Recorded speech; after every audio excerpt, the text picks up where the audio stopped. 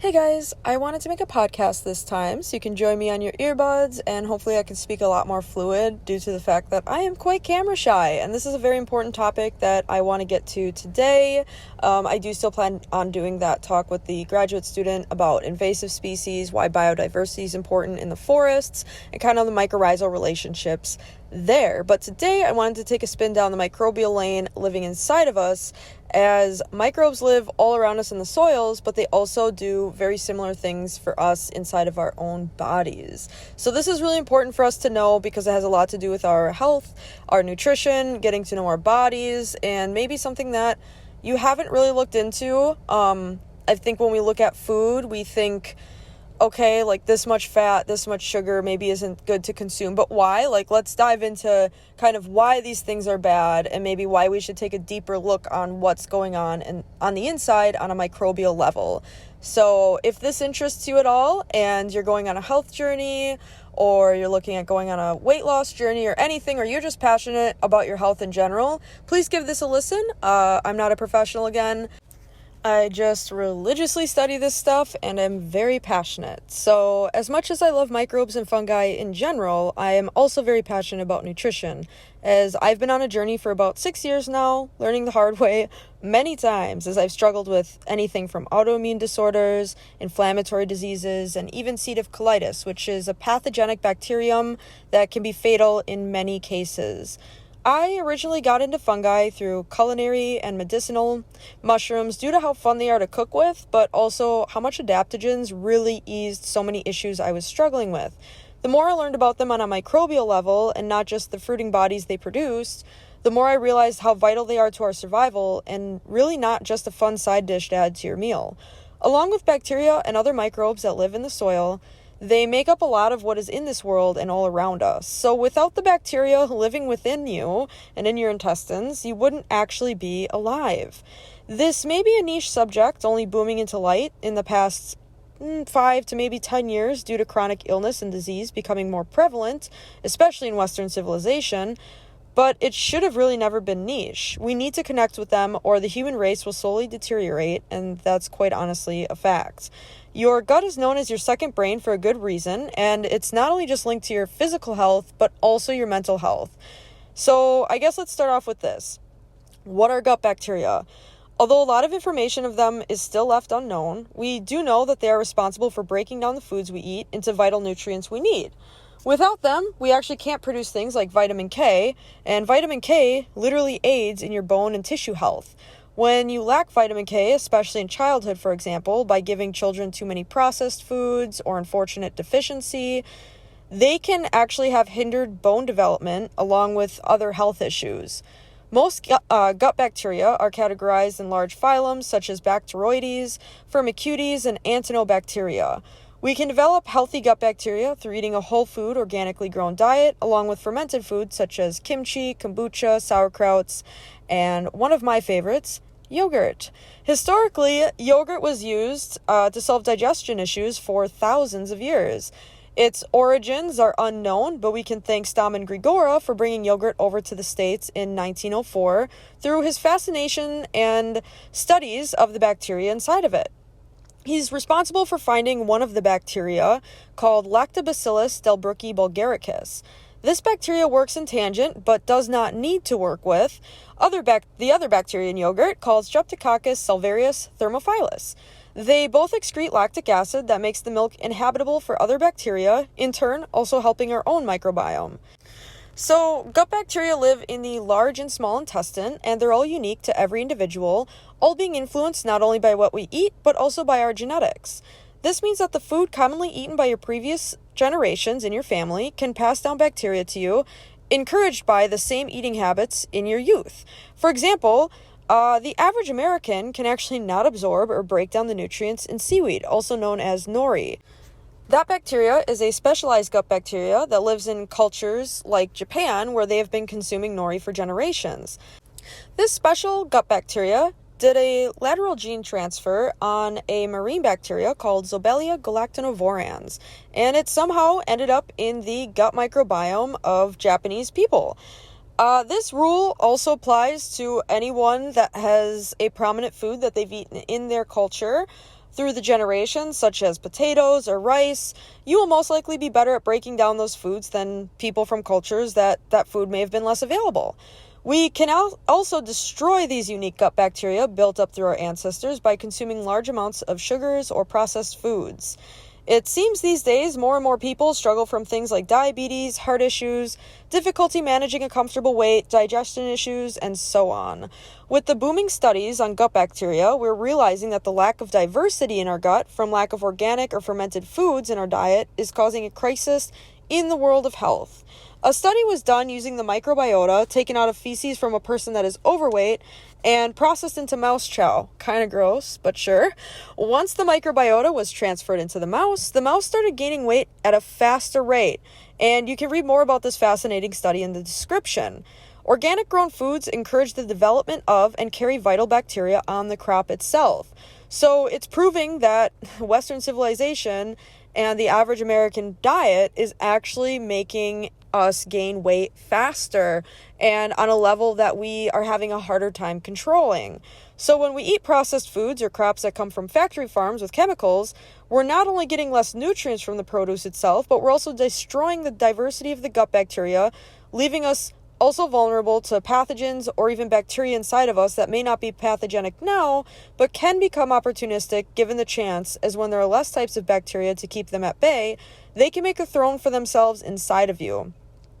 That's why sometimes you may find yourself getting what feels like should be an unrelated illness after eating something like fast food, but it can be from the fact that there's not the diversity that there once was in your gut, and bacteria can turn pathogenic, and once they make their way into your system and wreak havoc, a lot of times doctors will give out antibiotics, which have their own side of danger to them.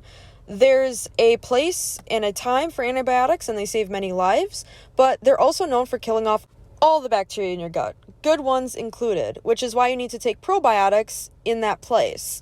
Pathogens can sometimes form something though called a biofilm, which is a slimy substance that they can hide or live in that is antibiotic resistant, which means that only the good bacteria are being killed. The medical industry still struggles with biofilm to this day. They don't have a perfect way of getting rid of it. Just trying to prevent it is the best way to not deal with it. And there is something to be said about what antibiotics are doing inside of our systems.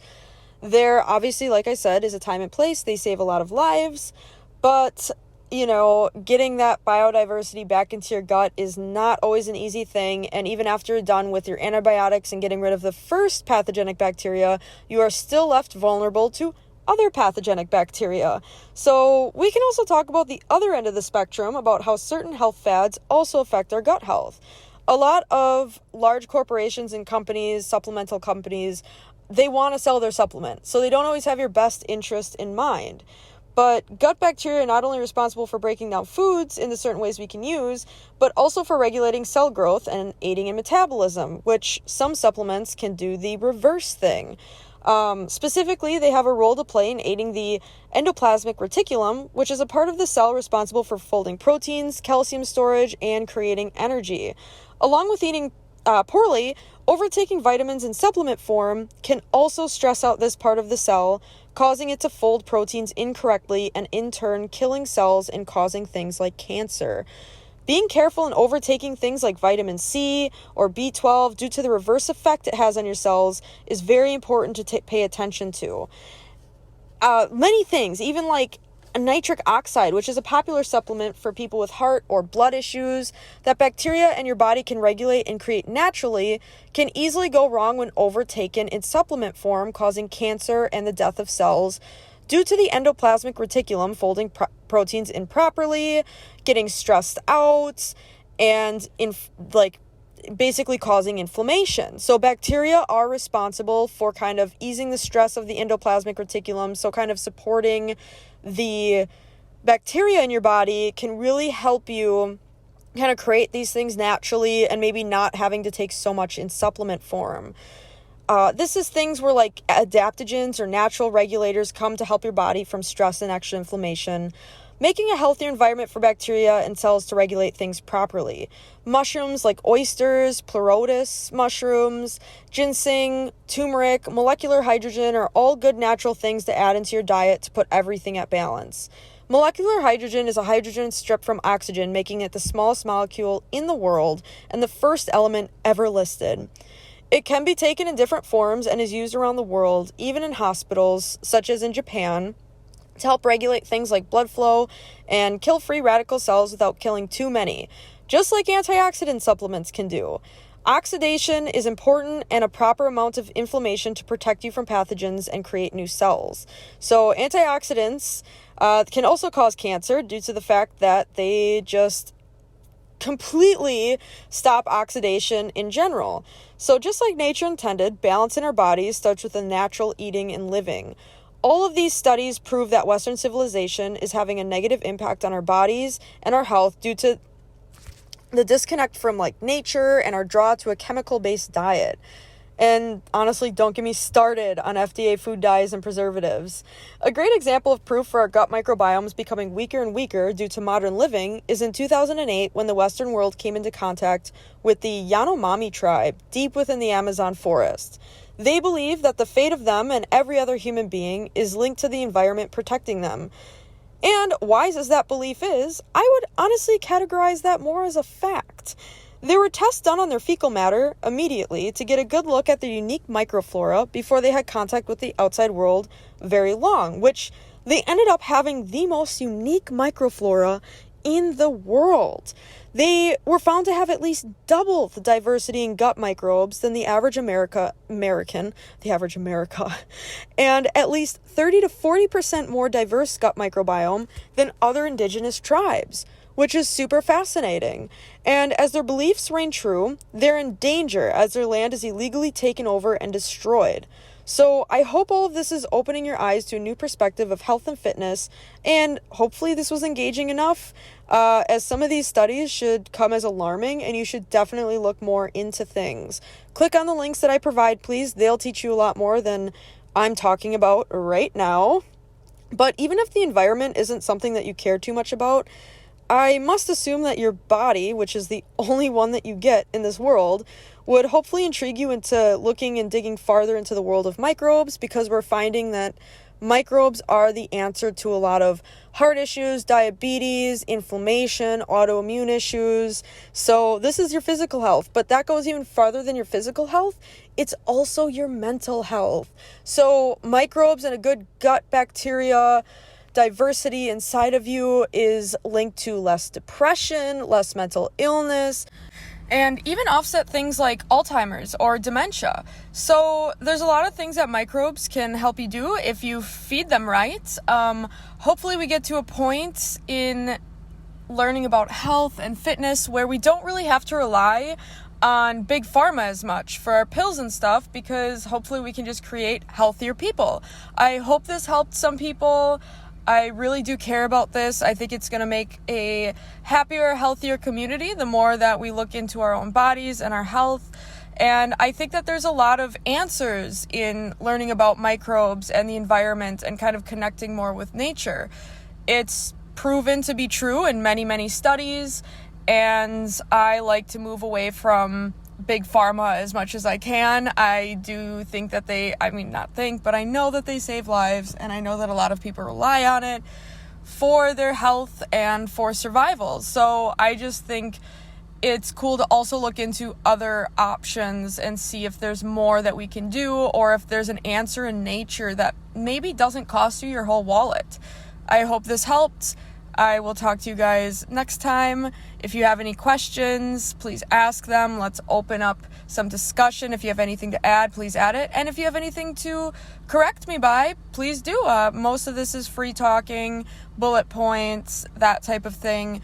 I just really want to make a discussion out of this. So I hope this helped. Thank you all so much for tuning in. I will talk to you again later. Bye.